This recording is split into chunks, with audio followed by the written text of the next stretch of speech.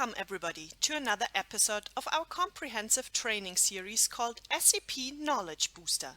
For this video I have the pleasure to hand over to you today's presenter Klaus, who will talk about the next hot topic with the SEP Sesam backup software.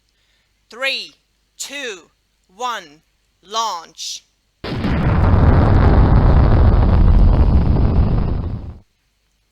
Yeah, hello dear SEP friends. Today I have the pleasure to talk about the topic, the true power of the SEP Sesam DataStore, and you will see how powerful really our disk storage management is. I will show you this in a couple of slides and also in a live demonstration later on.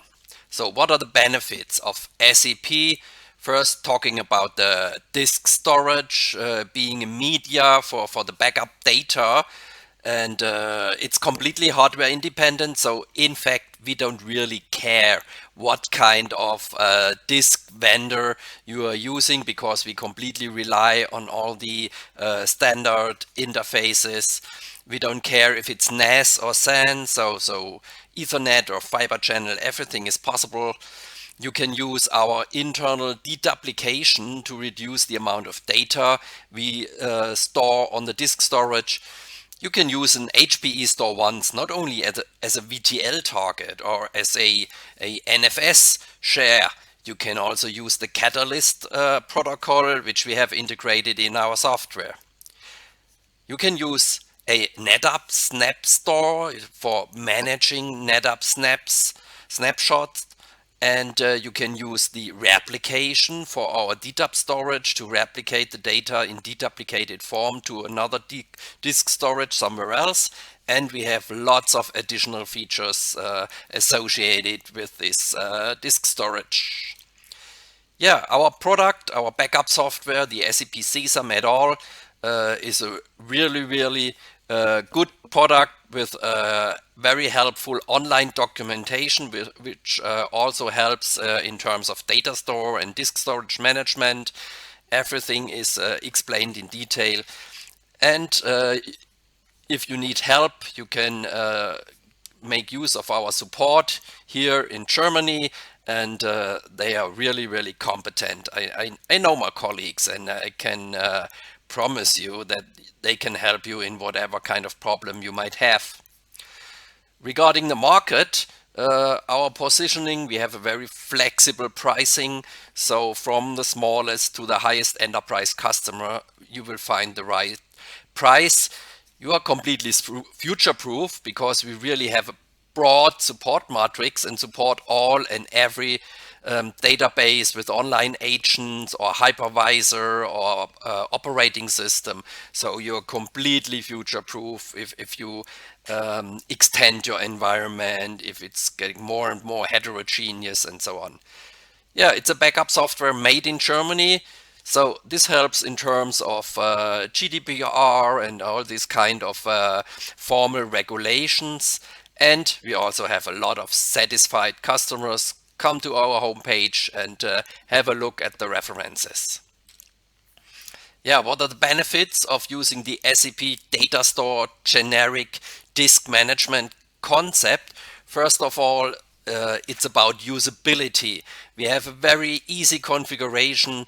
I will show you this in the live demonstration, a visual overview of status, so monitoring of the disk storage is fairly easy.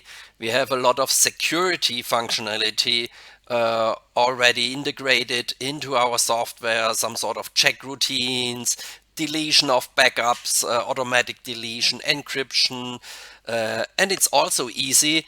If it's close to be full, you can add additional disk storage. You can extend your disk storage just by changing the size, the limit of your disk storage. Of course, it needs to be covered by the right license.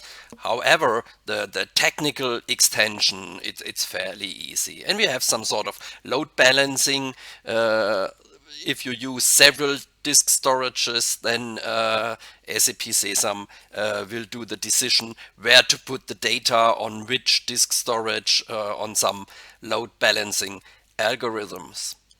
Now the scenarios for this kind of disk storage management is we have some sort of disk storage. It needs to be attached to a backup server or an RDS, a remote device server. That's also possible.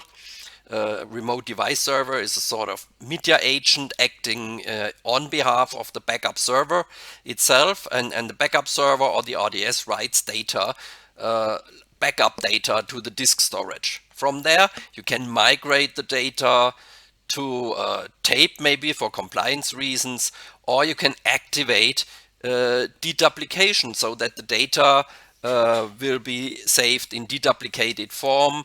Our own deduplication algorithm, very efficient. It's called Si3 and reduces the amount of data you save on the disk storage.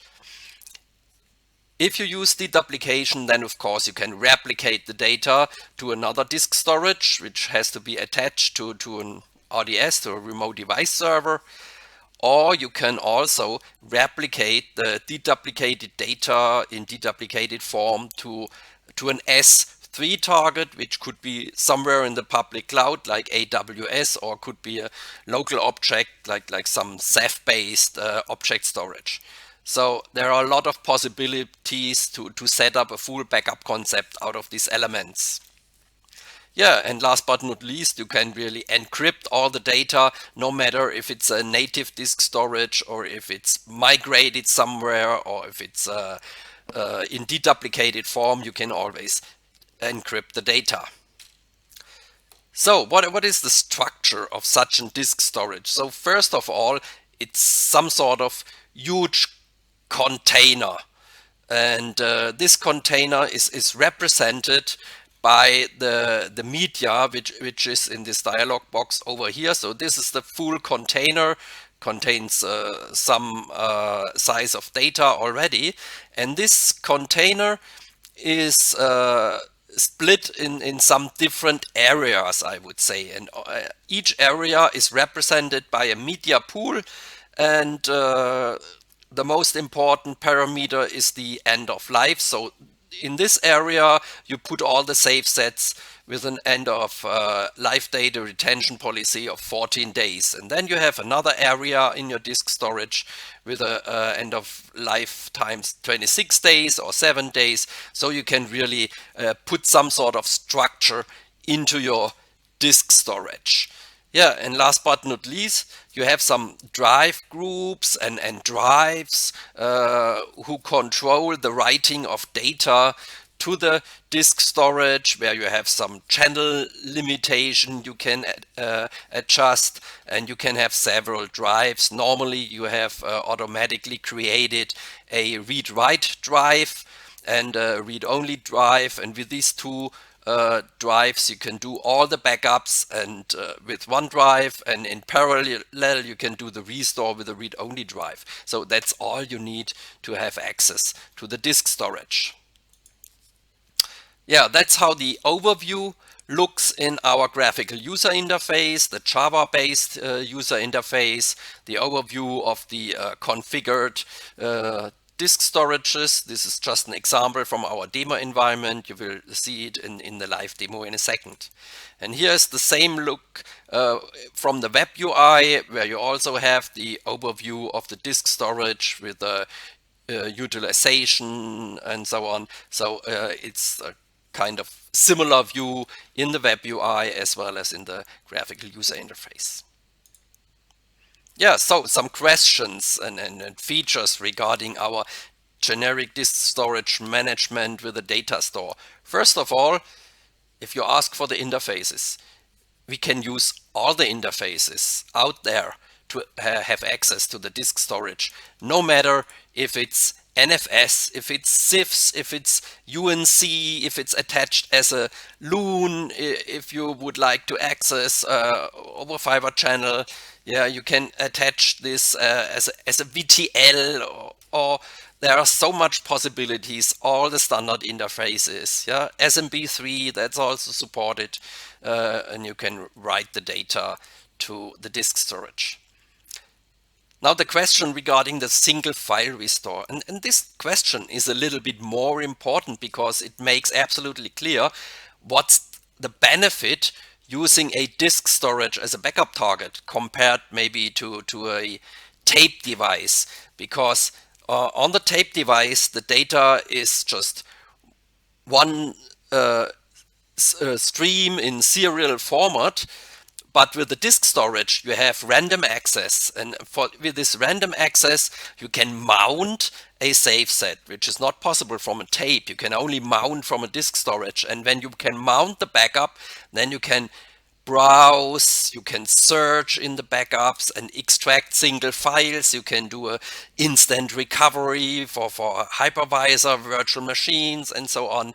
And the single file restore, you can use it with a path backup. Of course, if it's a native backup, you can go through the directory structure and extract single files. But it's also possible with the hypervisors, with almost all our hypervisors, you can do a single file restore by just mounting the virtual disks of the VM. You can use it for Catalyst as well. If you have a HPE StoreOnce and you have written the data via the Catalyst interface, you can mount the virtual disk of a virtual machine, or a path backup, or an NDMP backup, because with NDMP we also write the catalog of all the metadata, so that you can create the file index, mount the NDMP backup, and extract single files. This is a really cool functionality, I think. Yeah, then we have some more Catalyst options. It's not just backup and restore. We also support that the bandwidth optimized options, so high bandwidth, low bandwidth, or even source side Catalyst. That's also possible. So for DB server, for instance, you can write directly to the StoreOnce via the Catalyst interface without having a remote device server installed in this database server. So all the concepts which are described and provided by HPE are supported by our Catalyst integration.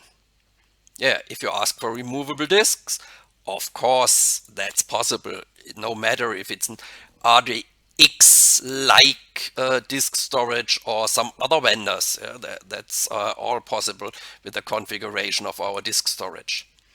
Asking for the cloud? Yes, if you use our deduplication, our integrated software deduplication, then of course you can replicate the data in deduplicated format to the cloud via the S3 interface. Or you can use one of our MSPs. They provide some sort of RDS with a disk storage attached to it, so that you can replicate the data to the MSP in deduplicated format.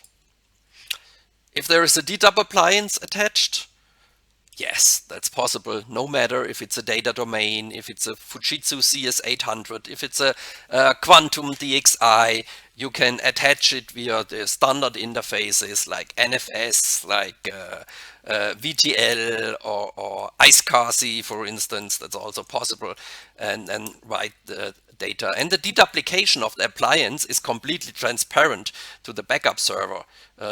We don't have any knowledge about it. It just works in the background. However, we have a little check mark in the dialog box when creating this data store to let the backup server know that there is a dedub appliance. Otherwise, the backup server is a little bit confused that you can write 20 terabyte of data to 5 terabyte of storage, and if you do this little check mark, then he knows about this and then can calculate correctly. So what's this over here? Okay, so now the utilization control, we have some sort of watermarks where you can specify how much data will be kept in the disk storage before deleting any expired save sets. So there's a control of the disk storage. Then you can ask for the initial seed, Si3 initial seed, and this is important if it comes to replication, because the initial replication if it's a lot of deduplicated data, it could take for hours, days, or even weeks, depending on the size of data, which have to be replicated to another location. And you can export the data, put it on some physical device like a USB disk, and then transport it to the replication site, and then import the data on the other side. And afterwards, you only replicate the new or additional data, or change data, change blocks, and then you have normally running replication. So it helps for the initial seed, yes. Yeah, and then sometimes people are asking about the licensing, and this is definitely depending on the license model. And we have several license models. So for instance, if you use our volume licensing, then in fact we don't care about the backup infrastructure. No matter how much disk storage, how long you keep the data, if you dedup or not, if you replicate, if you migrate, we don't care about your backup infrastructure. We only count the amount of front-side terabyte you have, and that's all. However, if you use our classic license model, then you have to count virtual machines, you have to count database agent, and you also have to count the amount of terabytes for your disk storage, and there are another terabyte for deduplicated disk storage, and some additional units, license units if you replicate to somewhere else. So then you have to really look in detail how big is your disk storage, and the terabytes have to be licensed. Yeah, well, that's it for the FAQ, and now let's hop on the live demonstration.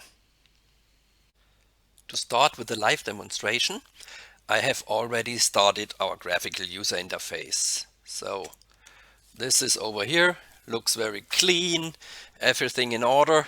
And if you look on the left side at the main selection, here are the components, which means all the clients you have to back up, all our loaders, drives, and also the data stores. These are the disk storage related components of your backup environment.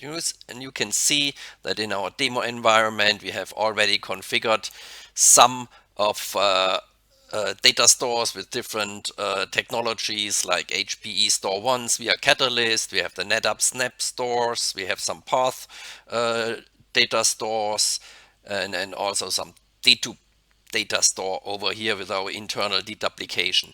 And you can see the utilization to get some impression when it will be completely full, and so on, and all the details, how many data and so on. Everything is visible over here in this overview. But I will show you first of all our dashboard. The dashboard is our web UI, and here you will have the pretty similar information. In the web UI, we go on status. Here you have the overview of the backup server itself. Here you see the version of the backup server and the package installed and so on. And here you have the section of the data stores, and you can go directly check data stores.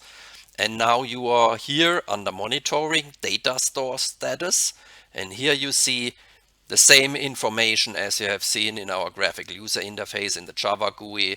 And if you click on this little arrow, then you get some detailed information about possible media pools, path, drives, total used, and so some detailed information, additional information on the data store. That's how it looks like in our web UI.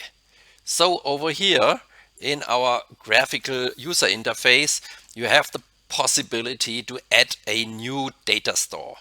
And then you will have this dialog box. And first of all, you have to decide the store type. Which kind of store type would you like to create? Should it be a path, which is a quite normal native data store, or NetApp's data store? The Easy Archive is some legacy things. And here you can switch on the deduplication, or you can create some HPE StoreOnce data stores for cloud bank storage or native StoreOnce via Catalyst. So if you select some HPE StoreOnce, then you see that you have to enter the credentials which are associated with the configuration you have done in the HPE StoreOnce console, or you can set the NetApp Store, and then there are some data recommended values, and here now the information you need to enter for the NetApp Store. Or if you switch on deduplication, and now you see that at our backup server there's already a deduplication store configured. However, you anyhow have to choose the device server. This could be the backup server, or it could be any other RDS, any other remote device server. So maybe I select this, and this is the device server where the disk storage is attached, and now you can switch on the deduplication. It's just one click, and then you have switched on the online target site in-memory deduplication algorithm. And here you also have additional functionality. If you would like to replicate to the cloud via the S3 interface, then you need to enter all the bucket information for the S3 replication. Yeah, so that's to create a new data store, and it will guide you through the whole process. It will create a drive and also a second drive automatically with the right drive numbers. It will in the next step provide all the information to create the media pools and then guide you through the complete creation process, so that everything is intuitive and easy to manage. Now here we have already some data stores. Now let's have a look at the properties of this native data store, and here you see the drives, the read drive, the read write drive, and the drive numbers and the channels depending on the license, of course. Here's the capacity, the maximum capacity, and the high watermark until it will, if this watermark will be reached, then it will start purging and remove expired save sets to make space free for new backups. And here's the disk space usage, because it could be a complete partition, and the data store could be only a part of this partition. There could be some external data as well on this disk.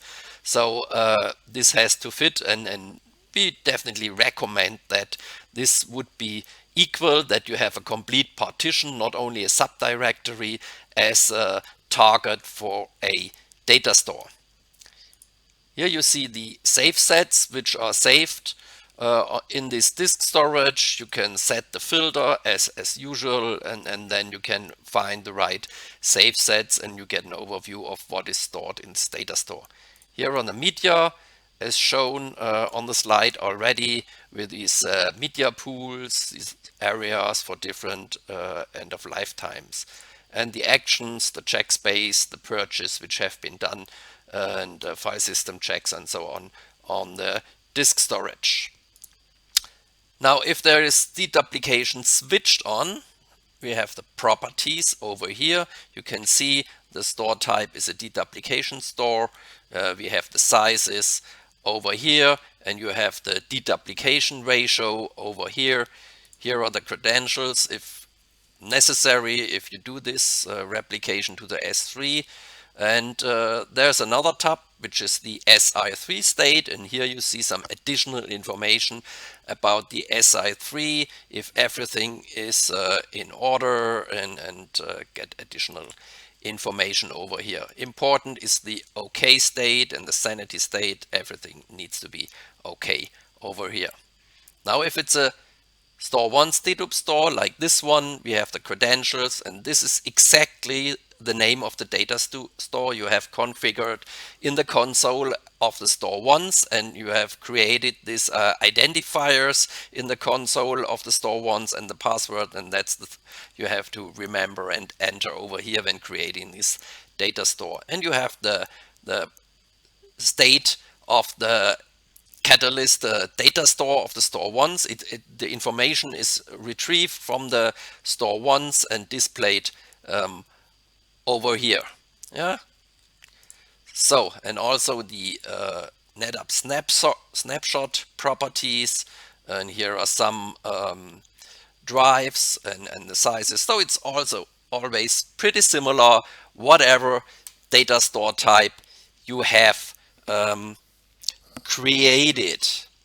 Now, if you need to do this on your own, maybe in a demo environment or in a productive environment, it absolutely makes sense that you have a look at our wiki. So let's have a look at our home page first. And from the home page, I will show you how you can find the documentation. Here's the navigation button. If you open this one, then under resources, you have the link to our technical documentation, our wiki. Click on the wiki. Here is the introduction page with the videos, the support matrix, and so on. And here's the documentation. Click on documentation.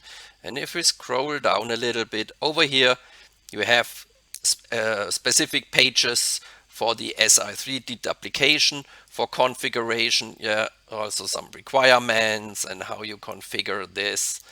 And if you would like to create a native data store and understand all the entry fields when creating it, have a look at our user manual that's over here.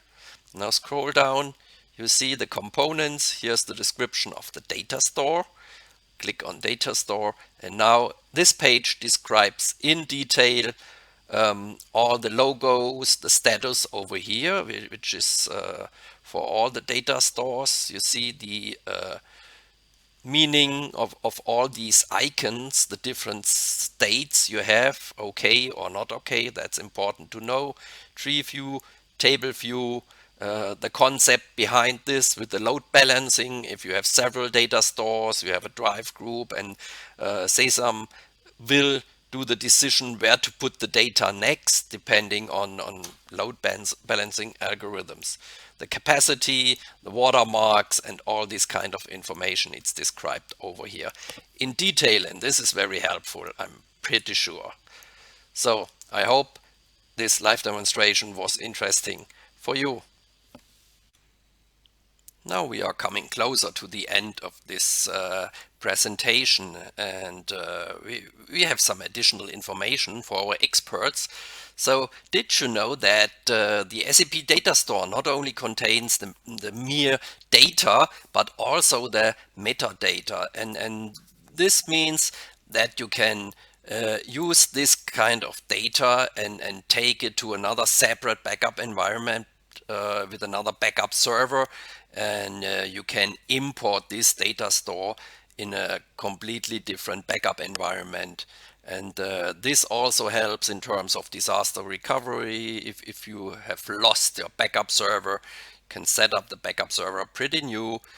We have some disaster recovery functionality for the backup server itself, which also restores all the metadata in the database and so on. However, if there's one existing environment already, you can import this data store. So overall, I hope that you agree that the SEP DataStore concept really provides the most powerful, flexible, fast and reliable media for backup data. So Katrin, are you ready to take over? Yes, of course. Hey, are you impressed of what you have heard until now? Then you might be interested in gaining more information about this powerful backup software. After our SEP specialist has talked a lot about a specific backup topic, during the next roundabout 4 minutes, I would like to give you a short overview of the general capabilities of SEP Sesam. I'm sure you will be impressed of what is really possible with this product. This is essentially based on 6 strategic columns. The first and most important topic is our huge support matrix. There is an agent available for almost every operating system, database, or application you can imagine. market leaders as well as niche products, for example for mailing, Exchange or Copano. Even a lot of older versions are supported, because all old SEP clients are still compatible and usable with the latest SEP backup server, for example NetWare, or outdated Windows versions. The second strategic focus is our strong partnership with SAP. While being two German companies, we work together from SMB to enterprise, from Business One to S/4HANA. SAP has the most complete set of certified agents for the SAP portfolio, including NetWeaver running on Oracle or MaxDB, Linux or Windows, HANA or ASE, known as Sybase. Moreover, SAP not only supports simple HANA backup via the backend interface, but also functionalities like multi-tenancy, housekeeping, scale up, scale out, HANA Studio integration, disaster recovery, and efficient performance by parallel HANA backend channels for backup and recovery. Third, we focus on our partnership with HPE. Besides the perfect fit with our SAP partnership, this means that we step-by-step integrate deeper into the HPE portfolio. We just released our HPE certified Catalyst integration, including Catalyst Copy and Cloud Bank Storage. More to come soon. As a fourth element, we are proud of our multi-hypervisor support. By supporting more than 8 hypervisors, we are a perfect fit into every virtual environment beyond VMware and Hyper-V, or in every multi-hypervisor infrastructure. Based on our Unix and Linux history, we have a strong focus on open source. This becomes apparent from our partnerships with Red Hat and SUSE, but also from the support matrix, where you can find agents for open source products like KVM, MariaDB, or Postgres. Last but not least, we see the market going cloud. With our Cloud Application Protection Service products, we help you to back up your Office 365, G Suite, Salesforce, or Microsoft Dynamics environment. With Office 365, we back up the full set of features like Exchange, SharePoint, OneDrive, public folders, and Teams. With SEP Sesam, it is possible to run completely in AWS, replicate to a public cloud via S3, or simply use Catalyst Cloud Bank Storage and let HPE StoreOnce do the replication work. All these topics are covered in separate videos. Therefore, we can proudly state that SEP Sesam is the most powerful backup software. Well, if you are now interested in knowing more about SEP, you can find detailed information about market, sales, product and company on our webpage. Profound technical information can be found in our large wiki online documentation. If there are any questions left, please do not hesitate to contact us via email to sales@sepsoftware.com. So, I'm pretty sure that I'll see you next time when you're back on Tube to boost your SEP knowledge again.